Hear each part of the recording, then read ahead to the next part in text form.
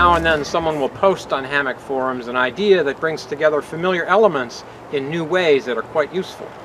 Opie's done this recently with the invention of a self-tensioning line that includes a prusik knot. So he's taken 9 feet of 1.75 millimeter Dyneema. He's spliced on fixed eye loops at both ends. In the middle, he's placed a continuous loop, a prusik knot, made of the same material, and about 4 inches of silicone tubing in which some of the cord has been placed and can be stretched out to 11 inches, like so. So this all weighs just 10 grams. But as we'll see by the inclusion of this knot right here, it allows for flexibility. So let's have a look. Here is one end. It's approximately a 1-inch loop. As we can see, it's a buried eye. Here's 4 inches of silicone. You can see right here, inside there's a knot, stopper knot, and then there's a tie-off that's pinching that to keep things from sliding, and then it's folded over.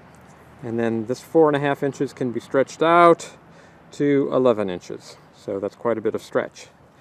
The prusik knot right here, it's continuous, another nice piece of splicing that Opie excels at. So this is all a very, very pretty package. One way to attach the corner is to take the prusik knot and just pass it up through the D-ring, and then take a trail stick and pass the trail stick through the prusik. And now when we have tension on the cord, then this will hold.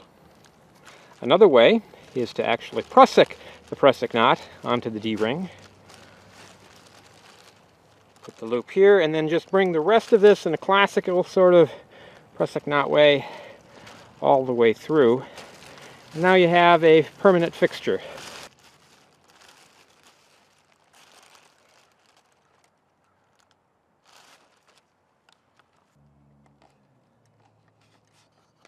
We'll just pass the stake through the loop and then bring it down,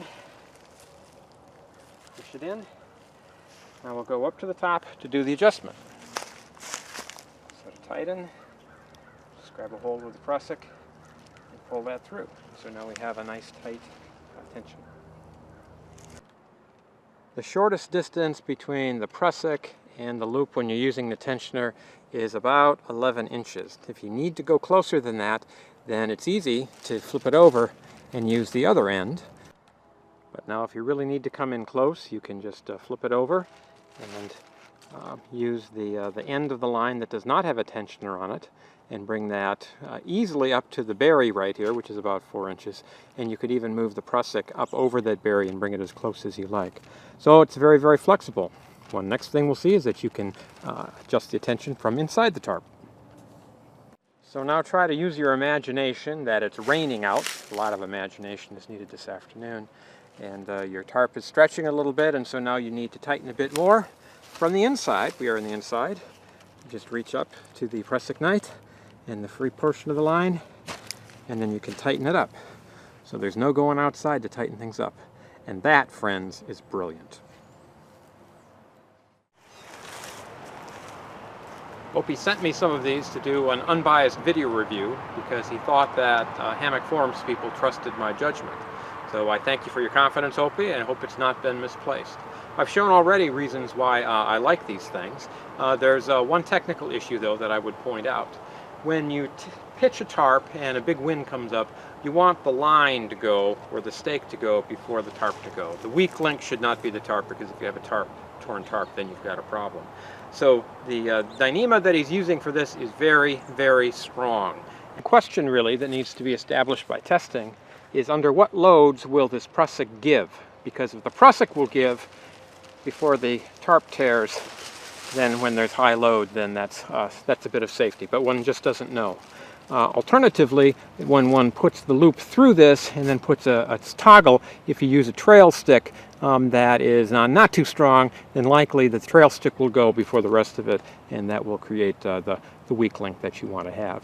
The other concern that I would have is for cold weather, because tightening this requires really your fingers to do it, and if it's quite cold outside, then you really don't want to take your gloves off. But those are really the only technical concerns that I've got.